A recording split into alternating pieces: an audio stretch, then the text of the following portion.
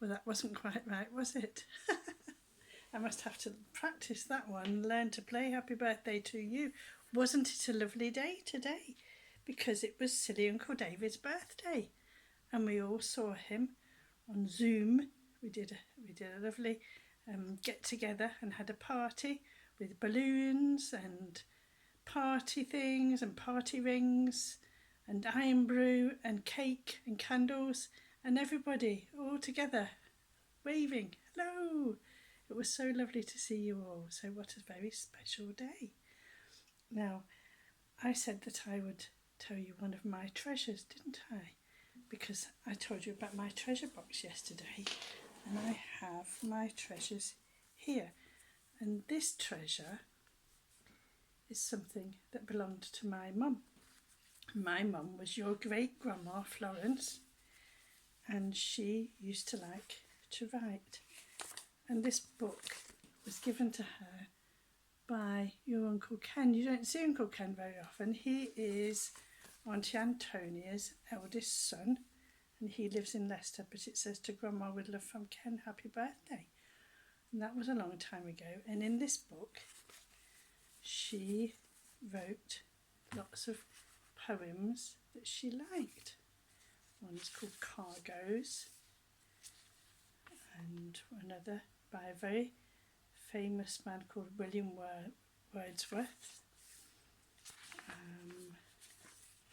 A prayer. There we are. I'm seeing if I can find you one that I can read to you. Let me see if I can find one. Well, I know there's this one that she wrote out as well. Here we are. This is one about a tree. And this is her beautiful writing. Didn't she write beautifully? And this is called Trees. It's by Joyce Kilmer. And it goes like this. I think that I shall never see a poem lovely as a tree whose hungry mouth is pressed against the earth's sweet flowering breast, a tree that looks at God all day and lifts her leafy arms to pray, a tree that may in summer wear a nest of robins in her hair, upon whose bosom snow has lain, who intimately lives with rain. Poems are made by fools like me, but only God can make a tree. Isn't that a nice poem? And she obviously liked that one. So she liked poems very much, and she learnt a lot of poems off by heart when she was at school, because that was a lot of what the teaching was then. People learned things by rote, you called it by rote. And she went to a school in Leicester called Shaftesbury Road School. And I think the building is still there. It's not a school anymore, but it's not far from where Sarah and David and Miles and Annabelle live, Shaftesbury Road School. So that was a long time ago, and this is her beautiful notebook with all her lovely poems in it.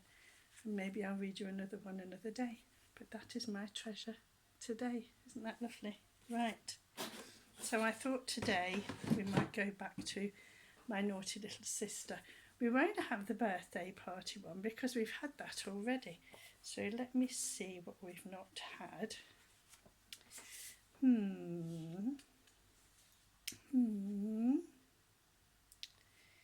We could have, oh, my naughty little sister goes to school. That's a very nice one. I like that one. So we'll have that. Okie dokie. Are you sitting comfortably? Then I'll begin. And actually, we ought to have a guest today, because it's my naughty little sister. Let's have Rosie Primrose. And here she is. There you are, Rosie. Sit there with lamb chop and rabbit. And be good. And I hope you're being good too. Right, my naughty little sister goes to school. One day, when I was a little girl, my mother had a letter from my granny to say that she was ill in bed, and would mother come over for a day to see her.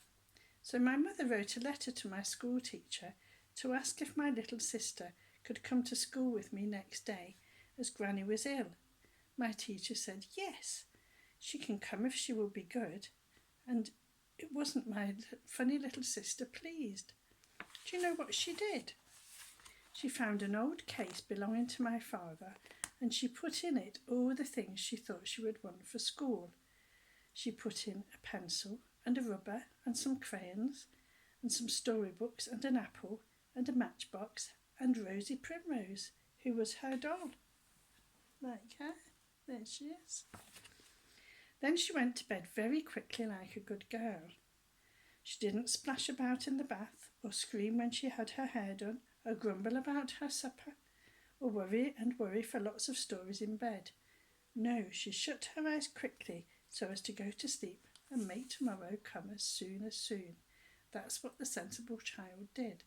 And we do that, don't we? When we're excited about the next day, about it being our birthday or Christmas or going on a holiday or going to visit Grandma, coming to visit me, we go to sleep very, very quickly so that we can get here quickly, so that we can wake up the next day and it will be time to go. How exciting.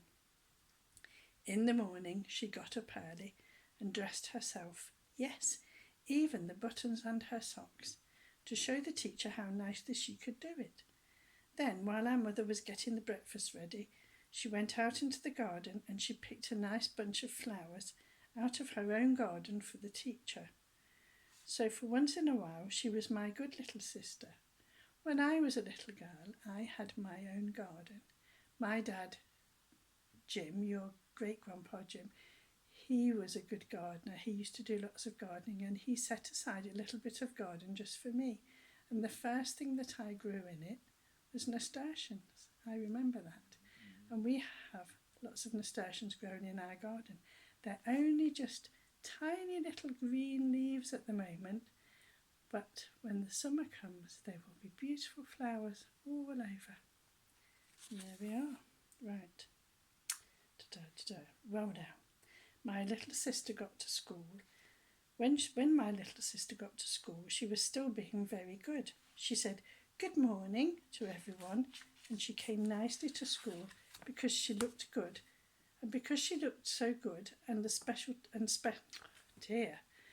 because she looked so good and special, the teacher said she could sit next to me all day.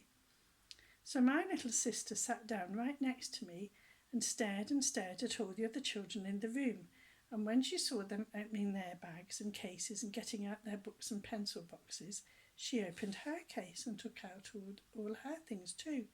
She took out the pencil and the rubber and the crayons and the storybooks, but she left the apple and the matchbox and Rosie Primrose in the case because she wanted them for playtime.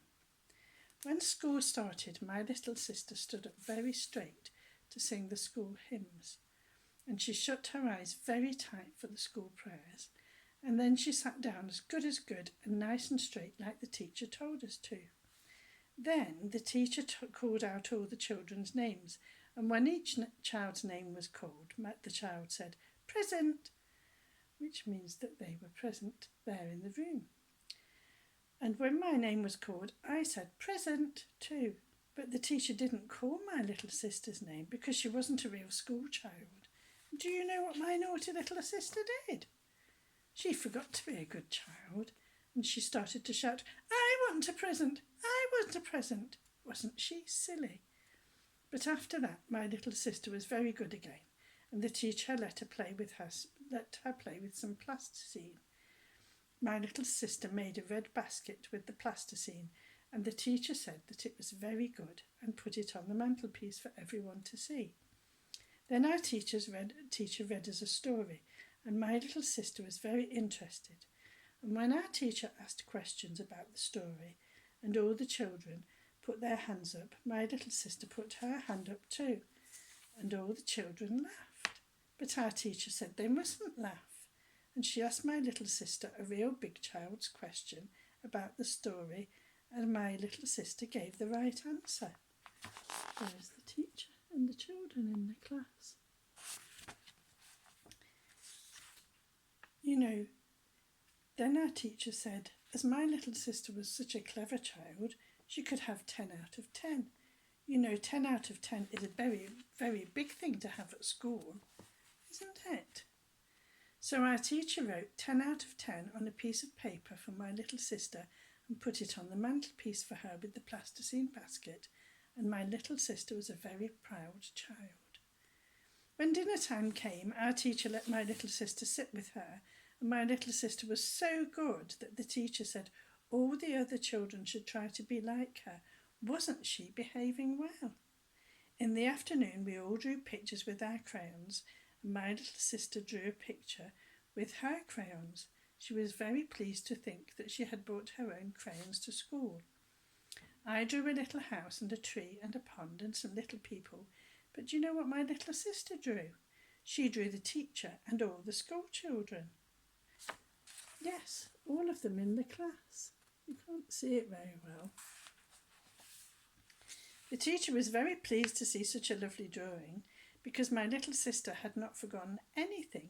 She had even put in her plasticine basket and her 10 out of 10 writing. So the teacher said the drawing must go on the mantelpiece with the other clever things. My little sister drew in her drawing very small next to the plasticine basket, and then the picture was put up for everyone to see.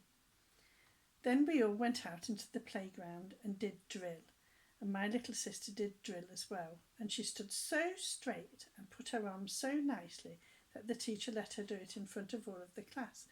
And I don't suppose you know what drill is, but what it is marching up and down, because they did a lot of that back then. Not so much now. You see, she was being a very good child. When we went back into school, though, and did reading, my little sister got very quiet and very still. And do you know what happened? She fell fast asleep on the desk. She slept and slept, right until our mother came to fetch us home. And because she had been so good and no trouble, our teacher let her take home the lovely drawing and the plasticine basket and the 10 out of 10 paper. And there she is, fast asleep on the desk. Wasn't that a nice story? And I know that it's very difficult for you at the moment because you can't go to school, can you? Because we're staying home to save lives and save the NHS. And tonight is Thursday, and we shall all go out and clap, clap, clap for the NHS, won't we? Because all the nurses and doctors and everybody is working so hard. And do you know who, one of the people who's working so hard is Sarah, because she has to go and teach in school every 2 weeks. She has to go. And Francine, your Auntie Francine, she has to go to work because she helps people to get food and money when they need it. So her job is very important. And Uncle Clyde, his job is very important too because he works for the company that lets us have telephones and internet. And it's very important to have internet because if we didn't have the internet, if Uncle Clyde didn't go to work, we couldn't have said happy birthday to David, could we? So there's people in our family that are key workers, and so we should clap for them too, shouldn't we? And of course, even the people who've been working at home, they are very important. So I think we should clap for everybody tonight, and we should sing happy birthday to that Captain Tom, who's now Colonel Tom, who raised lots of money, and we should have a big, big clap tonight. So I think it's time to go. Maybe I'll try again to play happy birthday, but who knows?